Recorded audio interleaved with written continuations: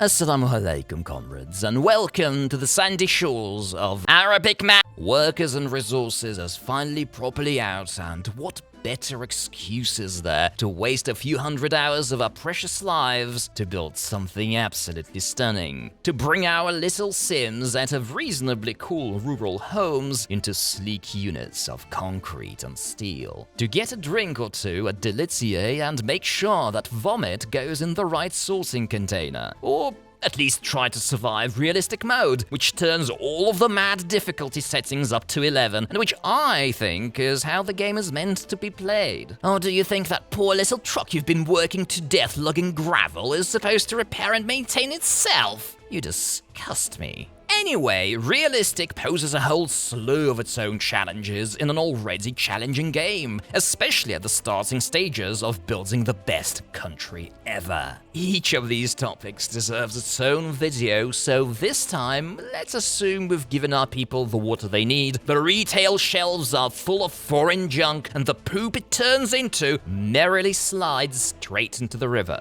At this point, we come to the big question, and the whole reason for Soviet Republic's existence. The factories. There's dozens to choose from, even if you discount those that you don't have the tech for yet. What factories do you start with?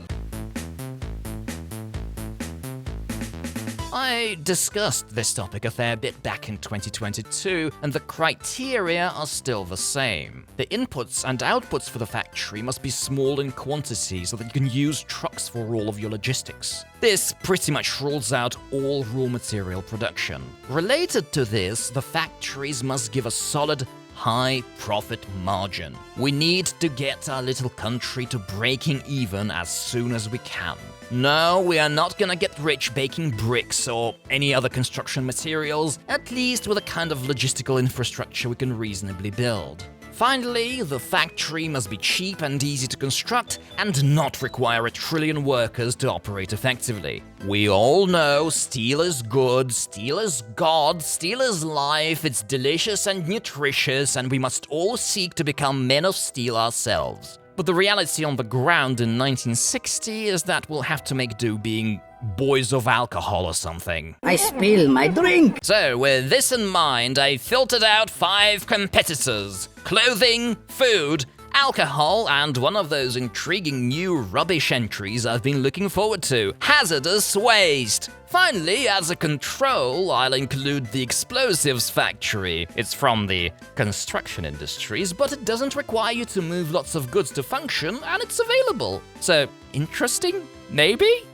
But before we get to our tests, let me tell you that I use 1960 ruble prices in all of the calculations, and if you've played workers and resources long enough, you will have noticed that the operating efficiency of your factories is virtually never 100%, even if you manage to fill them up. This is certainly true at the beginning of the game, when basic education workers is mostly what you can rely on. So I'm assuming an efficiency of 50%, just halving my results. And for the first test, we'll look at the raw profit margin our contestants generate for you. To get the margin, we just subtract the cost of raw materials from the selling price of the outputs, and this gives us some interesting numbers. Remember, this is the top profit you'll ever hope to squeeze out of these factories per day. Ooh, that hazardous waste sure looks great, and food's pretty juicy too. Clothes?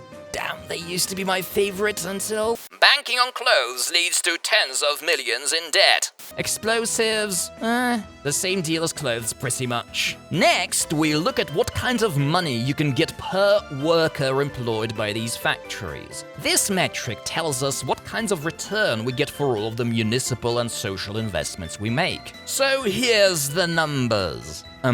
You know, I think this is my ultra-sensitive intuition for game design tingling, but the hazardous waste plant seems to earn about 7 billion times more than the next contestant.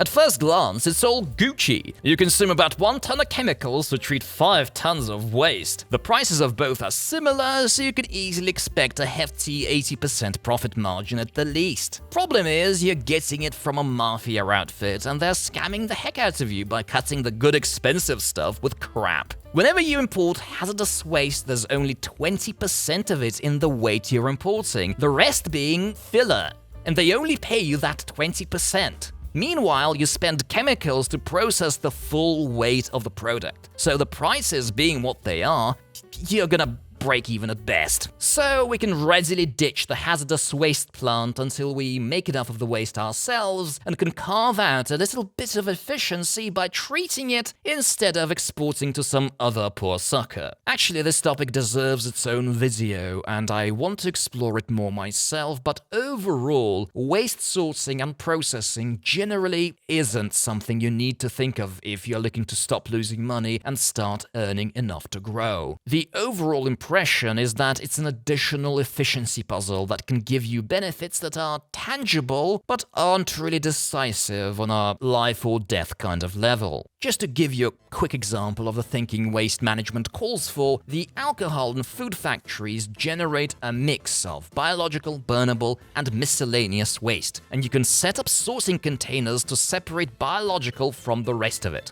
Unlike mixed waste, biological earns you a bit of money if exported, and you can set up composting plants to turn it into very functional and cheap fertilizer for your farms. Meanwhile, removing biological waste also makes the remaining mix a significantly better quality fuel for your incineration plants, which means more electricity or heat per worker. Alternatively, of course, you can just export the original mix for pennies and not bother. But exploring these additional recycling and production chains is good fun, and I for one am increasingly enjoying this additional level of micromanagement. But back to our factory comparisons, and we are down to 4 contestants. For one final thing, we'll calculate the total cost of all of the raw materials to build the remaining factories, assuming that we don't have anything and all of the materials are imported and the construction workforce is foreign, at 9 rubles a pop.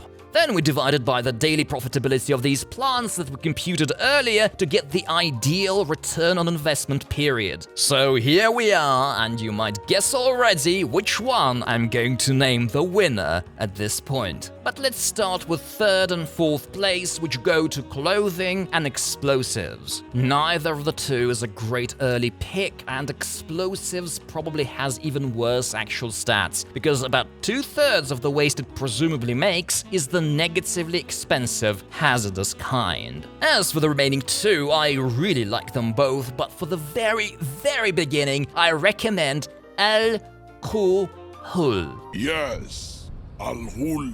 They both have a very similar profitability rating, but the distillery is a lot cheaper to build, and the factory itself is this nice little box that you can easily stack one next to the other in a neat little booze battery that you can expand as your worker population grows. The only downside is that your people don't need a lot of alcohol, so you're not really going to exploit the price advantage of satisfying internal demand. The good news is that food is better for that, and it comfortably shares the supply logistics with booze. It's not just second best in our contest, it's also the best second industry to set up, right next to your schnapps churns. This also immediately suggests a great third industry because this particular liquor comestibles combine processed as much as 32,000 tons of grain in 1974, almost 100 tons a day. This is where the Arab map bites you in the bum actually, because there isn't too much land suitable for agriculture, and some of the most fertile areas hide behind mountains. You can dig a tunnel there, but it takes a literal century of work to build. But that's certainly a story for another time. The point today is that mass alcohol and food production can give you 5 figures of cash surplus in 3 to 5 years. I'm boring myself to death just saying that, but that's enough to get a big early city and a proper railway setup running, and enough for you to comfortably take out the loans you need to expand into investment-heavy industries. Liquid fertilizer, you're not escaping me this time. Consider yourself dismissed.